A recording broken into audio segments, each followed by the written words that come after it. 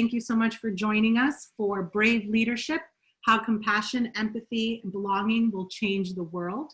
This is part of our virtual expo series for this year. It's our last session around virtual executive forum. This is open to everyone in our community, not just those of you registered for executive forum. So thank you all so much for joining us for this session today.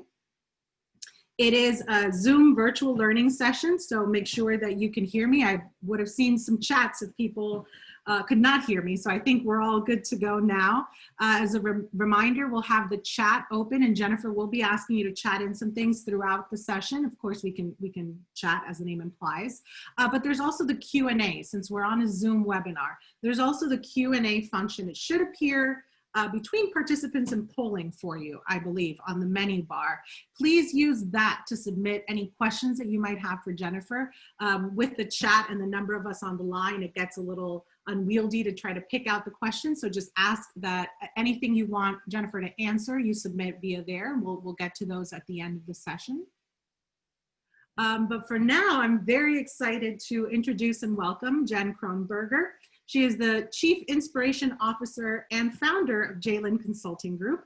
She's a widely sought after 4-time TEDx speaker and the founder of the Human Institute, as well as Jalen Consulting Group. She speaks on compassionate leadership, authenticity, brave leadership, showing up as your best self, and rewriting your story.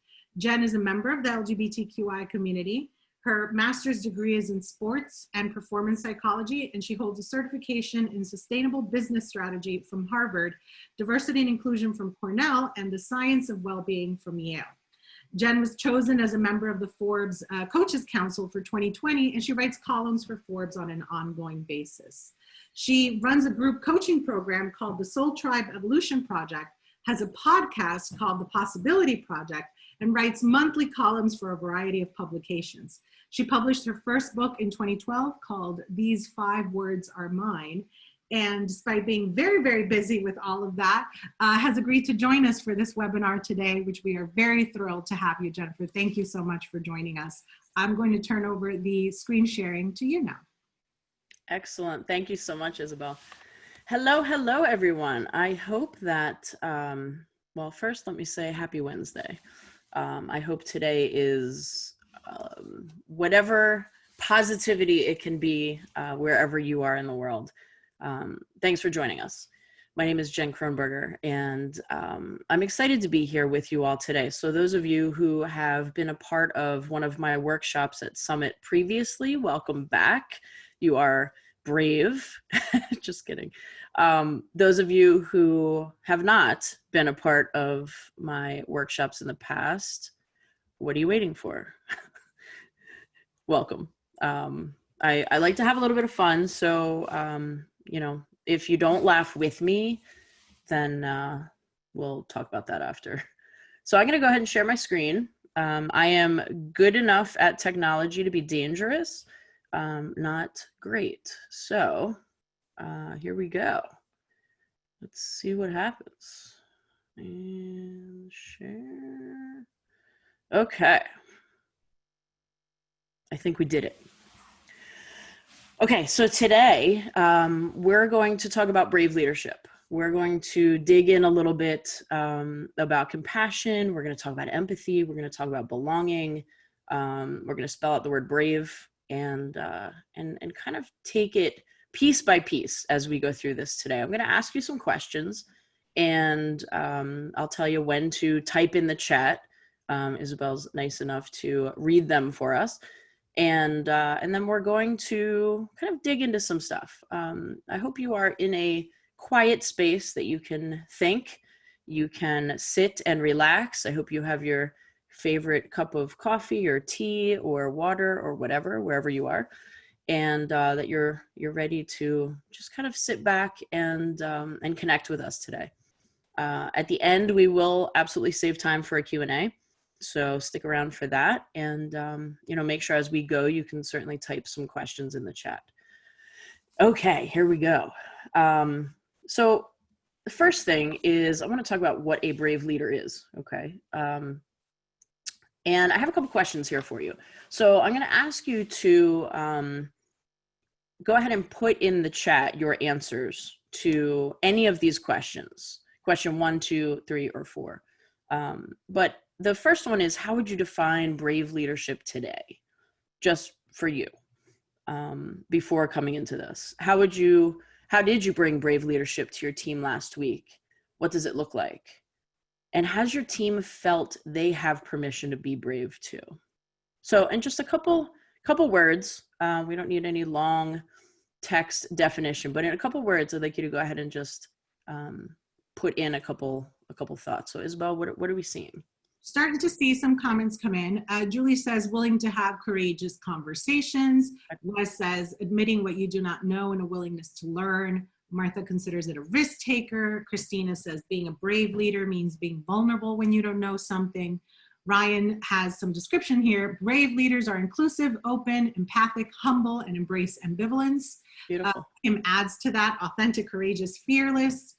Let's see, advocate for people from Molly. Michael says to not always follow the status quo. Kim says brave leadership is being able to talk diverse topics, address folks who are being disrespectful, and empowering others on my team to have diverse conversations. See that again, being there for your team, standing up for what is right, having your team's back, willingness to have difficult conversations, to confront uncomfortable topics, to tell the truth. I see controversial topics, willingness to take risks. I would define brave as showing up as myself, being vulnerable and accepting feedback without taking it personally. How I am as a brave leader, taking the blame when the team fails or misses a target, but I give them credit when we are successful. Beautiful. Brave leadership is understanding that not everyone has compassion for others and helping them understand that in the workplace, we ensure they are taking others' perspectives and teaching everyone around us to respect diversity. Beautiful. Wow. Well, thank you. So we're done. Have a good day. Just kidding. Those are fantastic answers. And in all of those answers are the words that we're going to touch on today for sure. I wrote this here just to kind of give us a starting point. Brave leaders know who they are, understand the power of compassion, are able to sit in empathy, and cultivate cultures of belonging everywhere they show up. So this is the foundation for everything we're going to talk about today. All right. Moving on. Okay, so these are the words. This is what we're going to focus on today. Belonging, resilience, authenticity, vulnerability, and empathy. Those are the 5 words that I chose, which everything I do is 5 words. So these are the 5 words I chose, worked perfectly with brave. And I think there's going to be some thought-provoking conversation today. All right, let's dive right in. I loved this graphic from Quartz at Work. You notice it signifies the amount of time we spend in each space, either working or worrying, and when you feel like you belong and when you don't. And I'm sure we can all agree that there's a certain anxiety that goes along with the latter. Think about times where you felt like you didn't belong, times that you felt like, maybe you weren't a part of the conversation, you felt left out, you felt excluded in decision-making even. What that shows up in the workplace, how that shows up in the workplace is very consequential in so many different things, part of which is leadership, part of which is engagement, and we're going to talk about that. But think about some of those moments where maybe you saw someone else going through this, worrying stage, this stressful place of, not feeling like they belong in the workplace, whether it's you or somebody else. And think about the toll that takes. I'm sure we've all been in that position at some point ourselves. So I wanted to kind of start us off with a thought of, what that can look like and how much it detracts from the work that we do. So we're going to talk about loneliness in this. And loneliness is being studied right now by psychologists around the globe, and it's being considered an epidemic. It's the equivalent of smoking 15 cigarettes a day. These are all the physical reactions to loneliness right now. It is a greater risk factor currently to your health than obesity. And it's not any better if you're married. It's not about having someone next to you.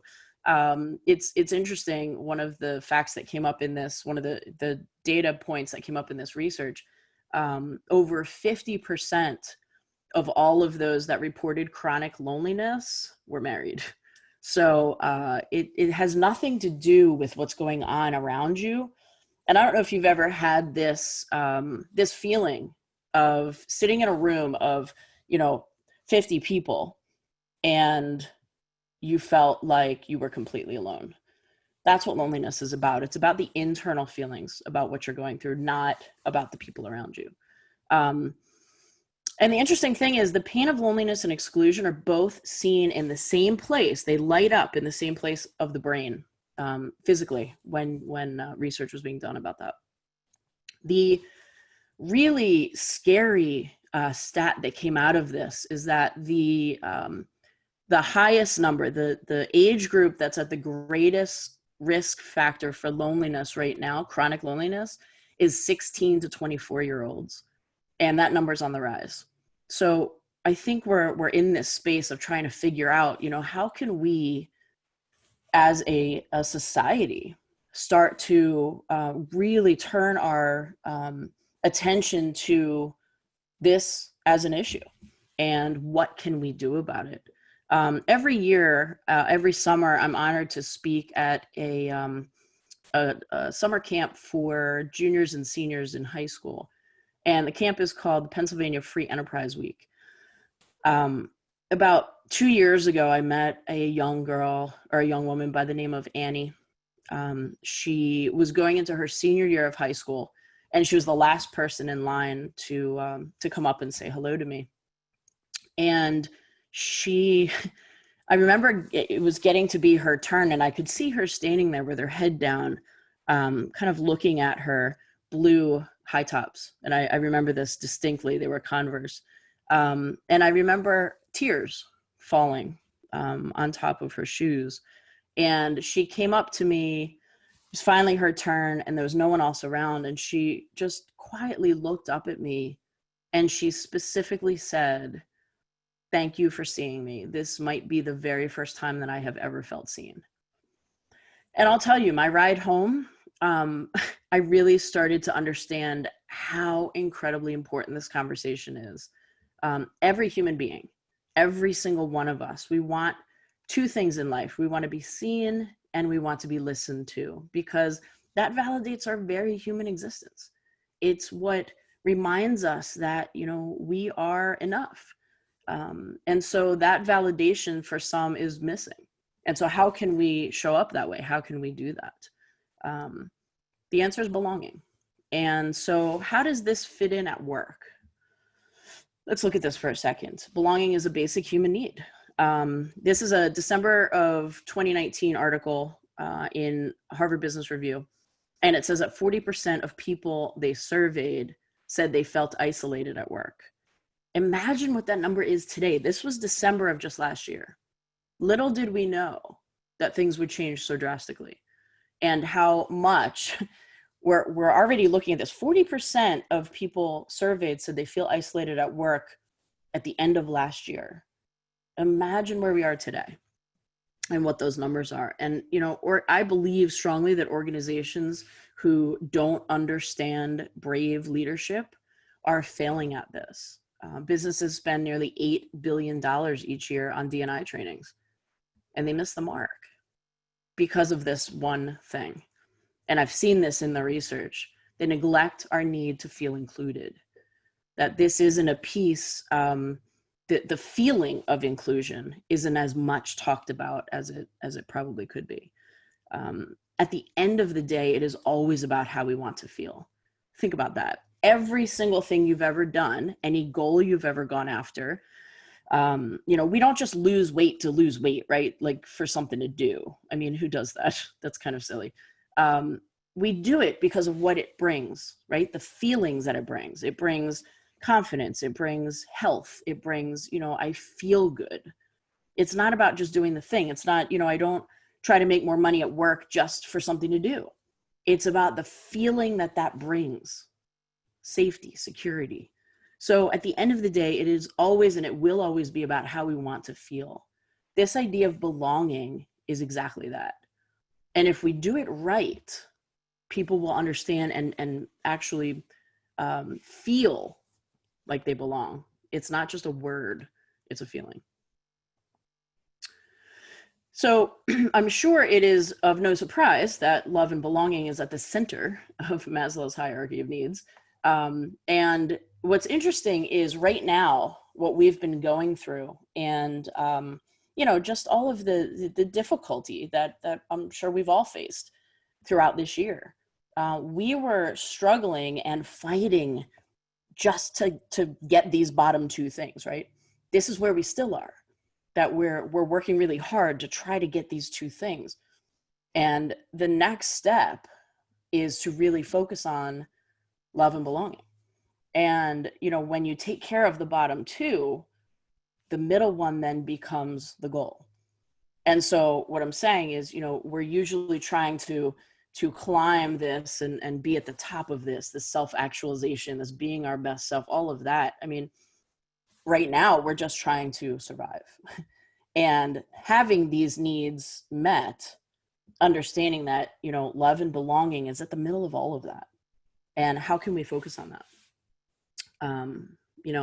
It's safe to say also that belonging is good for business. Look at these numbers. They kind of speak for themselves, right? High belonging was linked to 56% increase in job performance, 50% drop in turnover, 75% reduction in sick days. An overall feeling of inclusion and belonging is proven to cause employees to give more effort. The bottom piece here was the thing that really blew me away. And this is what I've been talking to companies about right now in depth.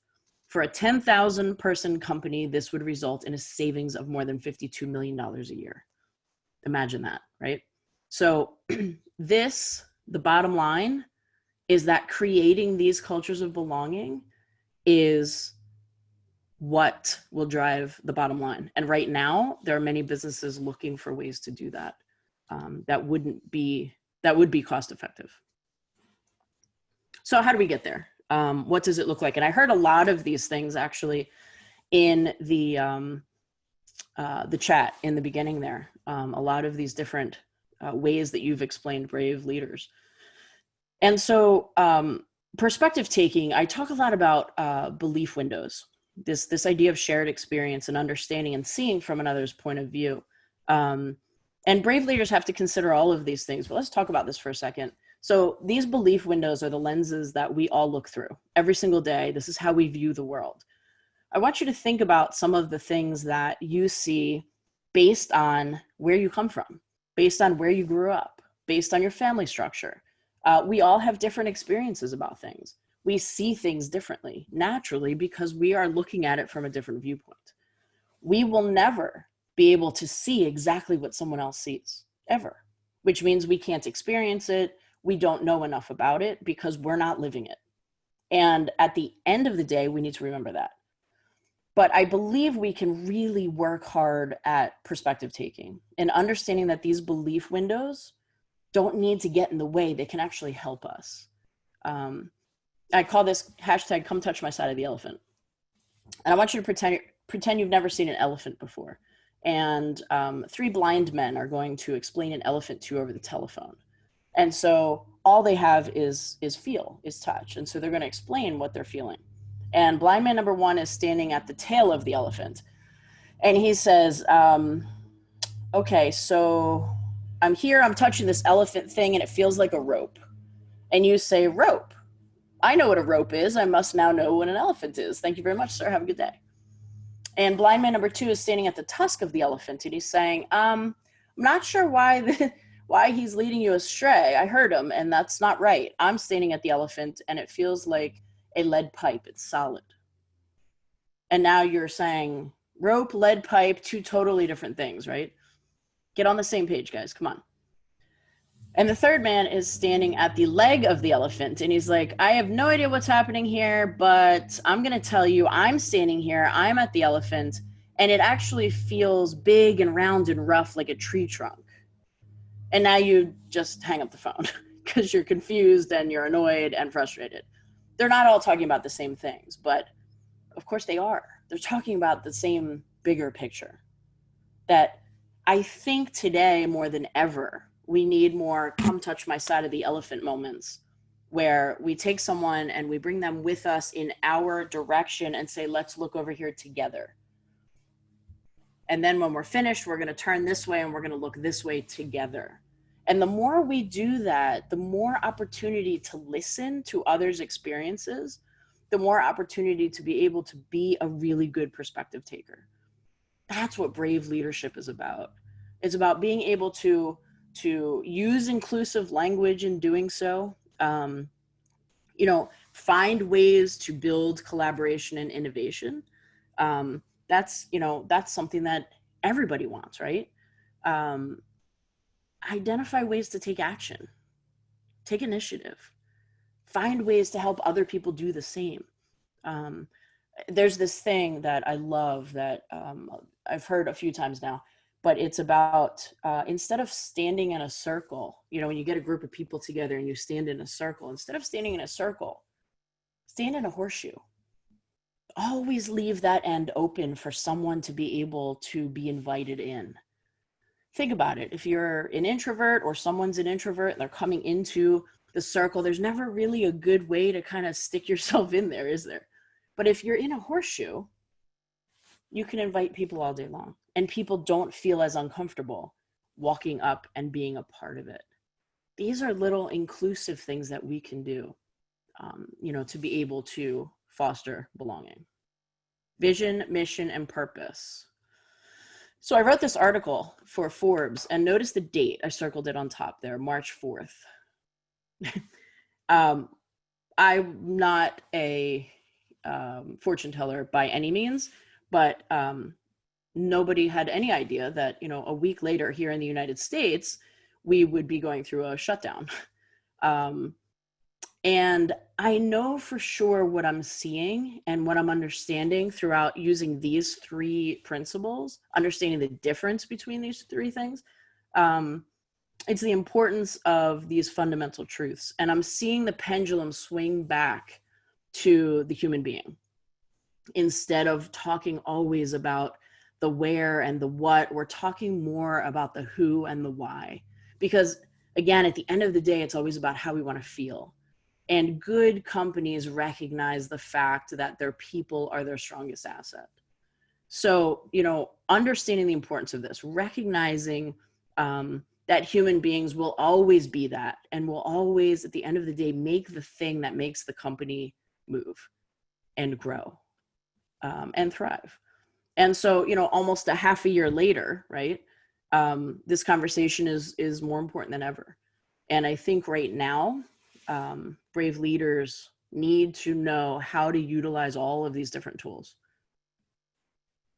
So let's talk about resilience, the second R. I love this quote. I love when people that have been through hell walk out of the flames carrying buckets of water for those still consumed by the fire. Thank you, Stephanie Sparkles, for that.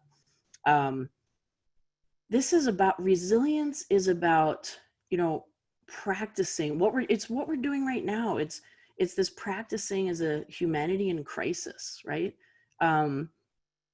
Brave leaders do exactly this.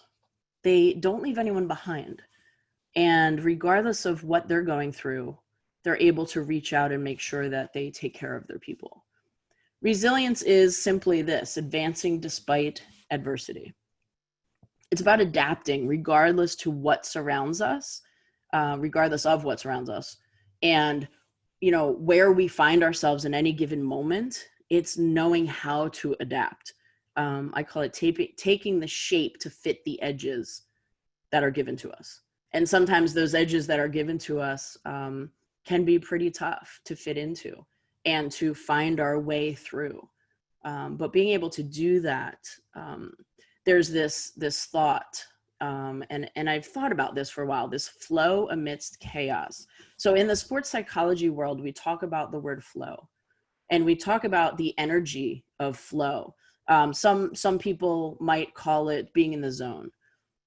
There was a doctor who studied this flow, and started to really understand how the mind and body are connected, how we can be resilient in the midst of, no matter what is going on around us, being so focused and so in control of our thoughts, that we are in the midst of whatever we're doing, mastering whatever we're doing, and getting lost in time and space. I don't know if you've ever been there, where you're so involved in whatever you're doing that you don't even recognize, what's going on around you. That the flow amidst chaos is really what resilience is about. It's being able to master that. It's the ability to make decisions and act quickly, right? It's staying optimistic. And like we just said, brave leaders take others with them. Do you remember the process of learning how to walk? I want you to think back for a second, and I want you to think about when you learned how to walk. I'm sure you probably don't remember it, because I don't either. We were all very young when we did that. But I want you to think about it. I'm sure you've seen someone learn how to walk, right? What does it look like? The first couple steps, it's like very wobbly and very insecure and not sure, and then they fall down, right? That's kind of what it looks like. And then you get back up, and then you do it again. And this repeats over and over until what? We master it, right? So this tells me one really important thing. Your ability to fall down and get back up is innate. You're born with that.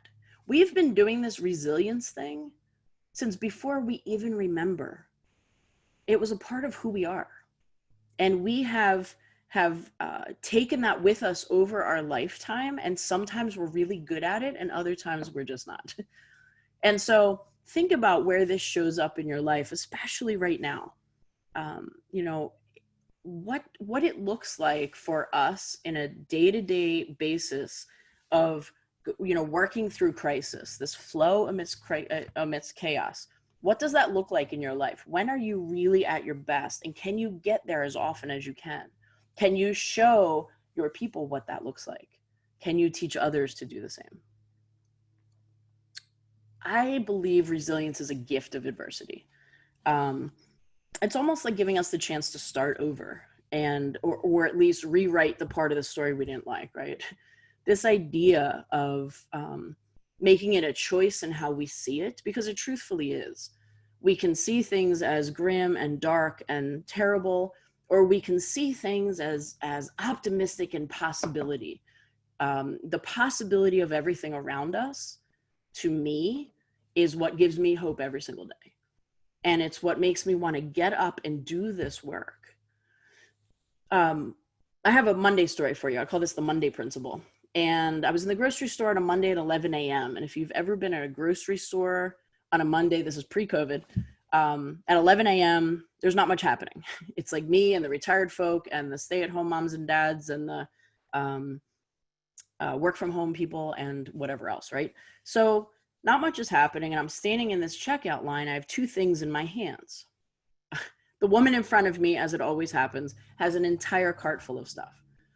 So I'm waiting patiently, and she proceeds to put her last thing up on the conveyor belt and by accident dumps her purse all over the floor. And I'm looking down thinking, now I didn't say this out loud. I thought this though. Lady, you need to clean out your purse because this is about to take us a half hour to clean up. And so I kneel down and I'm face to face with her immediately, just helping her pick up her stuff. I'm like, here's this, this is rolling into the next lane, right? And she looks up at me and we are face to face. And she simply says, ugh, it's Monday. To which I replied, yep, it is. As a matter of fact, yesterday was Sunday. And I know you're not going to believe this, lady, but tomorrow is about to be Tuesday. And I took a step back. I wasn't sure what was about to happen. She just looked up at me very quickly and was like, ugh. So now we're picking up her stuff in silence. I'm like, here you go. Here's this. Here's this.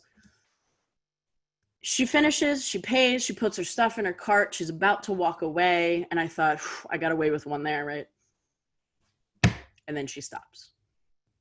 And I said, uh-oh, here it comes. And she slowly turns around. It was like this. It was like 5 minutes. And I'm standing there waiting to see what was about to happen. I felt like I was in the Matrix. And I see her face finally. And she has this huge smile on and she starts to laugh. And she looked at me and she said, "You know what? Thank you for that." And I simply said this: if you get nothing else, remember this: bad moments, not bad days. That is a choice.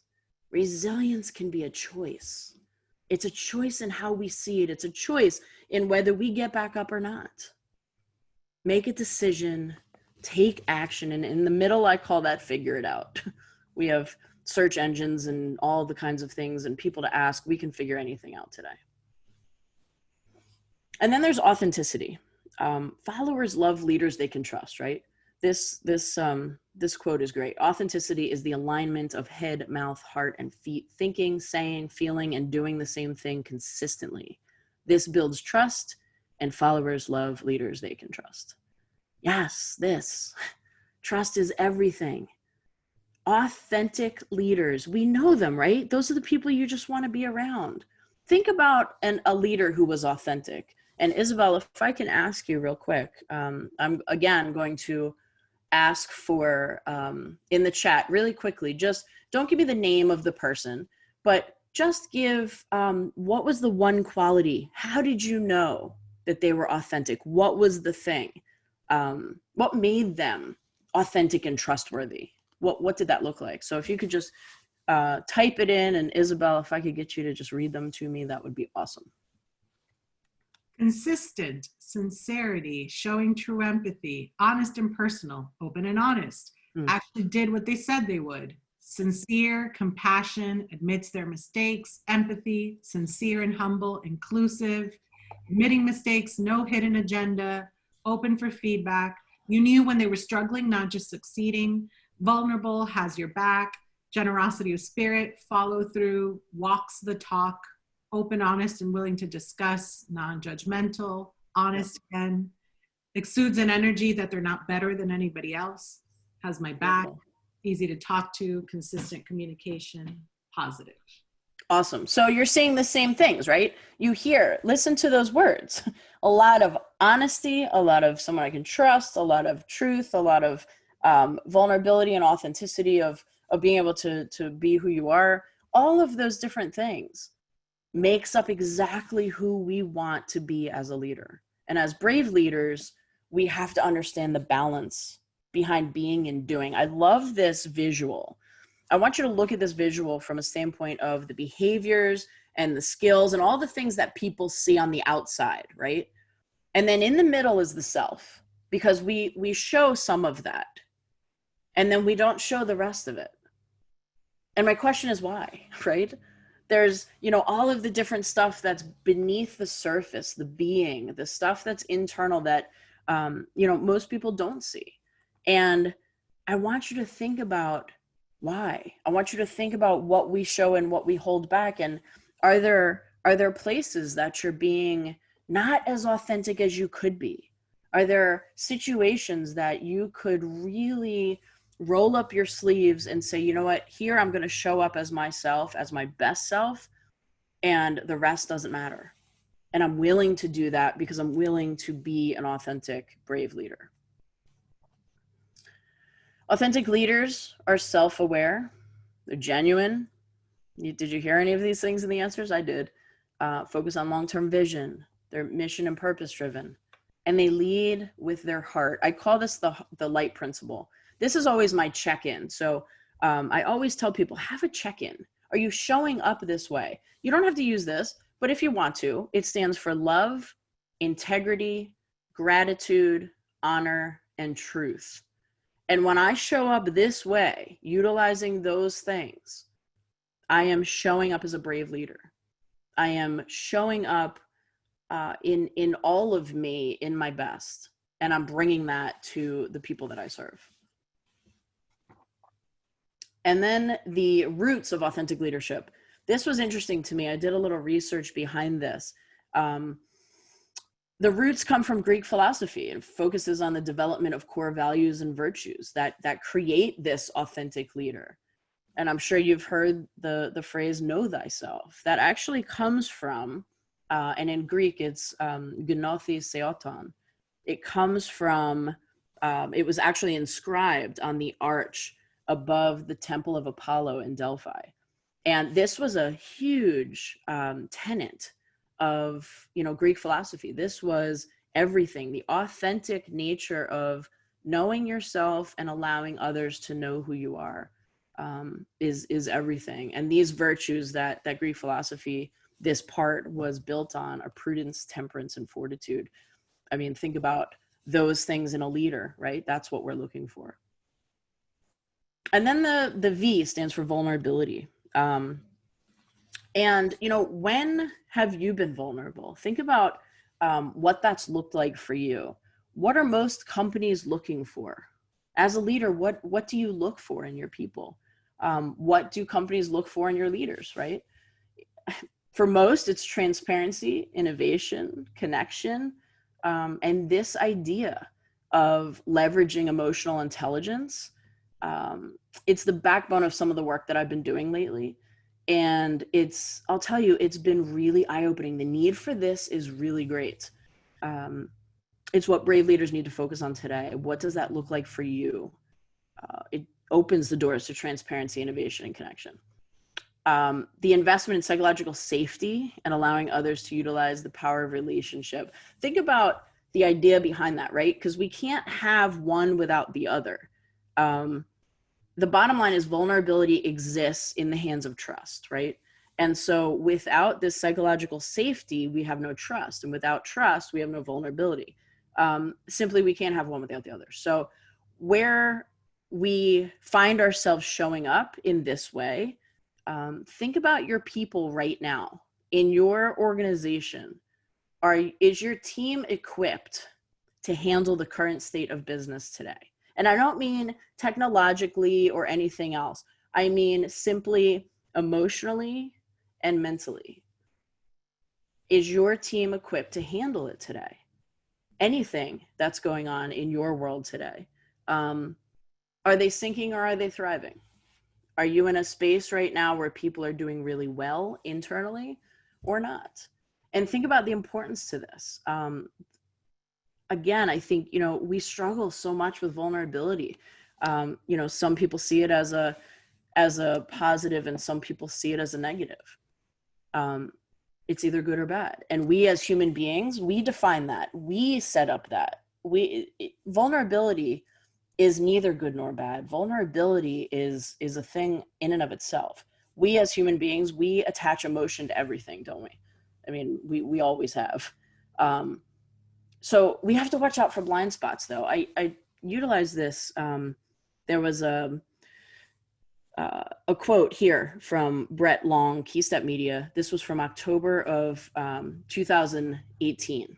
And I want you to look at this quote really quickly in the capsule there. Sometimes we have these blind spots and we really don't know. It kind of stops us from being able to see it ourselves, our own vulnerability, and when we're doing it and when we're not. So this one says, her unwillingness to be real and connect with others held her back from becoming the relatable, engaging leader others would be inspired to work with and for. And not surprisingly, the team she led all struggled with interpersonal trust. Now, this is a one situation of a consulting agreement that came from this, but I want to tell you, this is not an isolated incident. Think about, people that you've, that were your leaders. Think about how you lead. Think about how people are showing up in the space of vulnerability, the willingness to be real and connect with others. Think about what that looks like. I'm sure we all know somebody who fits that mold.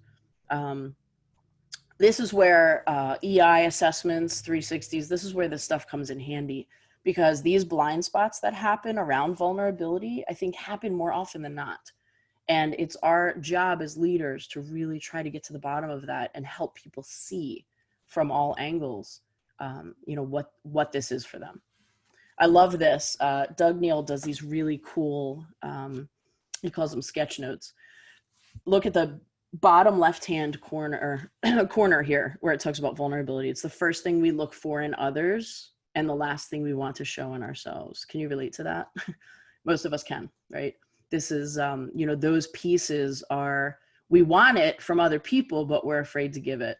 And we need to really kind of dig into that sometimes and understand why. Why are we afraid to do that? Where are you showing up with vulnerability right now? And where are you lacking it? Where could you do better? Brave leaders really, really focus here and spend time in developing this vulnerability muscle. And the last word is empathy. Compassion is simply empathy in action. It's really understanding the ability to, feel the pain of others. We talk about empathy from that standpoint of not rushing to fix something. It's to be able to really sit in it, to be vulnerable in that moment, to sit with someone in the midst of whatever they're going through, and listen. We don't do that as well as we probably could. So check out the date of this article. It was just written. I did not write this, but this was posted, and I just happened to get this in August 18th. And look at the title, right? The future of leadership is empathy, and companies are better for it. This is right now. And the first line here, by stepping outside themselves, empathetic leaders are often great communicators and relationship builders. The power behind that is how we can show up with this. How can we bring empathy to the workplace? One of the ways, I believe, is having a coaching mindset. It's not in managing and pushing people in certain directions. It's learning how to coach. And this is my background for a very long time. Learning how to coach is embracing strengths first. Notice, when you sit and you do reviews and you talk to people about, their performance, so often we do this backwards, and we start talking about, here are the things you can improve on. And really just focusing there, glossing over real quick, you're really good at this, whatever, but this is where we need to spend our time. I say it's the other way around. I say if we embrace the strengths and really highlight those, help people really understand what these things are, what they're, what they come to the table with, and understand coaching is helping people find the answers. It's not finding them for them. Imagine if we build employees and team members who are strong in this and who can go out there and do these things. This idea of empathy is giving them permission to sit in that space and be okay with it, and then figure out how to fix it. This breeds inclusivity, innovation, it lessens reactivity, and stress, depression, anxiety, which again, these numbers are high right now, right? This is what we're seeing. So I'm sure you notice a pattern. These same things keep coming up. Stress at work right now. This is huge. This is from the adaa.org. And if you look at some of these numbers, I don't think it's very surprising for anybody. But the one right there in the bottom right-hand corner, 82% say it affects them even during time off. Personal relationships, performance. Management has a direct effect on mental health. So think about these things and notice, this is all research that was done the end of last year into the beginning of this year. Where we sit today, this is even more so. And this is such an important thing to, wrap your head around as a leader and have some awareness around how can I positively affect the people around me, knowing that these things are happening. What are the things that I can do? I like to think about empathy as being a big game of manhunt. We used to play this when we were kids. Usually we'd do it in the neighborhood when it was getting dark. And it's like, manhunt's like hide and seek, but in reverse. One or a small group of us would hide, and the rest of us would go out and find us one by one. The game ended when either you were safely found or you made it back to home base without being tagged. You can actually play, and we did this a lot actually, where if you found someone on the hiding team, you could hide with them. And to me, empathy is like climbing quietly into that hiding spot next to someone and not needing to say a word, but letting them know that you're there and you'll sit there with them for as long as it takes to be found.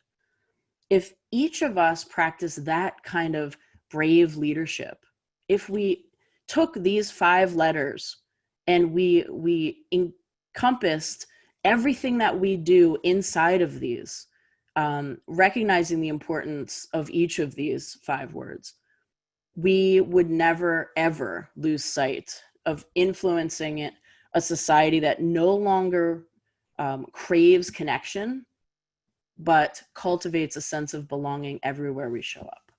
This, to me, is that crossroads at which compassion meets humanity, where we live and we breathe with emotion, even in the workplace. And we're not afraid to be authentic in our leadership and heart-centered in our influence as a leader. Brave leadership is what we need right now more than ever. It's, to me, not just to save our families and our workplaces, but to me, it's about the ability to save our humanity at the very core. These are the things we need to bring to the surface today more than ever. So with that, I want to thank you so much for showing up with me today, and I'm going to leave some time for some Q&A, but I want to throw this out quick. If you'd like to continue this conversation or get my 5 tips on how to lead through hard times, go ahead and text BRAVE to 33777, and I can send you that information once I have your info. So with that, I'm going to go ahead and stop sharing the screen and come back and open it up for questions, thoughts, comments, anything. What can I do to help? I'll give folks a chance to add their questions in via the Q&A. Right now we have one question from Paula, and this was towards the beginning of the presentation. Where is your data on loneliness from? So the beginning part, and I can send you that link. There were 3 different pieces that I got. One was Psychology Today. One is from Forbes, and one is from Harvard Business Review. And they all kind of came to the same conclusion. I think I shared the third, the HBR, if it was the Dr. Murthy's research. I shared that in the chat. There's that as well. Yeah, that's a whole nother one, actually. There's a lot of research out there, folks. Great. We are seeing some questions coming in. Is this what you're talking about? The research that then he published the book, because the article was 2017. Fantastic book, by the way, if you haven't read it. Together. Thank you. Let's see, a couple questions coming in now. Any suggestions on how to reduce the fear of being authentic? Yes, that's a big one, right? So I think sometimes we sit in this space of worry about how we show up and what other people are going to think, right? Here's the thing and again, this comes from my sports psychology background and all the study I've done on confidence. We get confidence and we can lose confidence very easily, right? There's one thing that always stood out to me in this. We are more worried about what other people think than about really how we're showing up. And the truth is, when you think about this for a second, most of the time we imagine something being a lot worse than it ever really is, right? We've all done that. We go to these crazy what if scenarios that heighten what we think is about to happen. And the truth is, it's usually not as bad as it turns out to be. So my whole idea of being authentic, the fear behind being authentic, is about, if you show up as you need to apologize to no one for anything, because the facts are the facts, right? You are you, and anything else around that is perception of you, and it's what other people think of you. And I can't tell you how many times, people have been afraid of this idea of being authentic and being, bravely authentic. And I think if we can focus on what we stand to gain more than what we stand to lose, I think you're going to recognize the fact that when you show up authentically, you have to be nothing else. but yourself. And some people will be okay with that and some people will not. And that is their choice, not yours. Thank you. We have a couple of questions. I'm going to try to merge two of these, and then the second, or I guess third one, is sort of related. And these are about folks at different career stages. So for folks who are in lower or middle level positions, how can we most effectively implement this idea and lead from the ground level? And sort of similar to that, any advice that you would have for a new employee addressing loneliness with their manager? Absolutely. Again, I think this is something that we often are afraid to do because it feels like such a big topic, A. B, it feels like, you know, if I have to go to my manager and say these things, how is that going to be received? Will I look weak? Right? That's usually the fear. In all of the opportunities that I've had to do this with different organizations and corporations and have these conversations, it's not easy for them to have the conversation with you either. So it's a really odd kind of balance where it's like a dance where we just don't talk about it, right? Leaders struggle with it, which is, you know, what we're working on. And the people who are feeling it and want to say something are struggling with it. So how do we approach that? I think it's in honesty, it's in authenticity in your approach, and it's the ability to ask questions, to share. Again, that vulnerability is about trust, building the trust with your manager, to be able to say, look, I want to share something with you, and I need to know that I can trust you to do so because I want to be open and vulnerable for a minute. You know, can we have this conversation? And sometimes it's asking, you know, are you in a space where you can be vulnerable with me? That's a really powerful conversation starter. I've done it. And I'll tell you, it's amazing what happens. Sometimes, you know, we think, oh, this person they're not going to be authentic or vulnerable because it's, you know, it's them. I've seen it the opposite so many times. You know, I think if you just ask to approach it and to have the conversation and you are you and you're real, it's really hard for other people not to come in that space with you. Thank you. Sort of related to that, Jen, on the other end, and this is for new employees, do you have any tips for coaching folks or reaching breakthroughs with folks who are much later in their career and are resistant to doing things differently? Absolutely. So I think one of the best ways is to go back to the beginning. And what I mean by that is have the conversation. So it's someone who's late in their career. This is how they do things. I'm actually working right now with a healthcare organization doing some of this work. And there's an older employee who late in her career is set in her ways. This is how she does it. This is what it is. And it was really an opportunity to sit down and say, you know, I'm going to ask you to be open to this conversation. That's all I'm asking, right? Be open to the conversation. And as soon as she was open, it's like the door of possibility opens when we ask for permission. You know what I mean? So it was just kind of, you know, be open to the conversation. Yes, I'm open to the conversation. Great. Then let's sit down and let's have it. And we can start to talk through ways that, you know, maybe we could be more effective. Maybe you could feel more productive. Whatever it is, all of the positive things that can come out of that, I'm going to show you. And let's see if we can work to maybe move in some of these directions together. I think what happens is we point fingers and we say, you know, she won't change or he won't do this because he's been here a while. Let's sit down and talk. You know, we forget that step sometimes. We just make assumptions based on maybe something else they did instead of let's have a conversation. Let's open up the chat. That's true. Yep. So final question here, and we are coming up on time. See if I can understand this. Were you able to determine if the increased usage and dependency on handheld devices has added to the loneliness factor as we distance ourselves from personal interaction? Absolutely, hands down. I think, you know, if you go back in time to even, you know, 20 years, I dated myself the other day. Someone had mentioned something about being in college and doing something. And I was like, oh yeah, we didn't have cell phones. And they were like, what? Yeah, I didn't have a cell phone in college. I had a pager. So I was then, okay? Well, that's all I'm going to say. But yeah, I think the interesting thing is that when I look back to, how did we talk to each other? How did we get our point across? We sat down and had a conversation. That was the only way.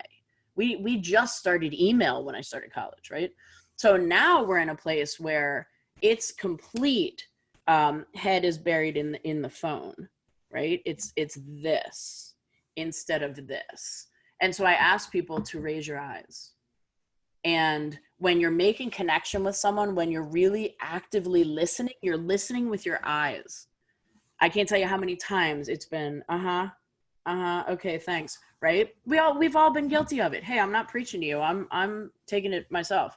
But I think it's taking the moment to recognize, how can we connect, and how can we do it in a human to human way as best we can, even if it's like this, if it has to be over video because we can't be together right now.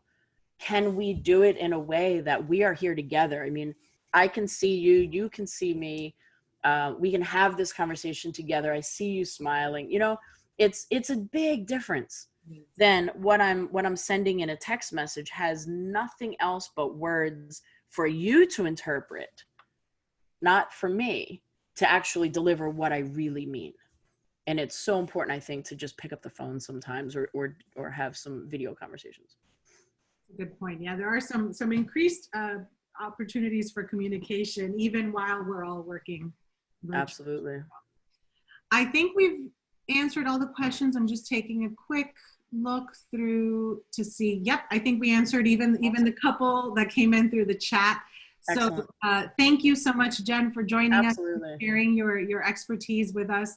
Thank you to all of you on the line as well. Jen, one more reminder. You mentioned if folks wanted to get more information from you to text BRAVE. You say Yep. the number one more time? 33777. BRAVE to 33777, and they'll get more information. Yep, and you'll get more information from me.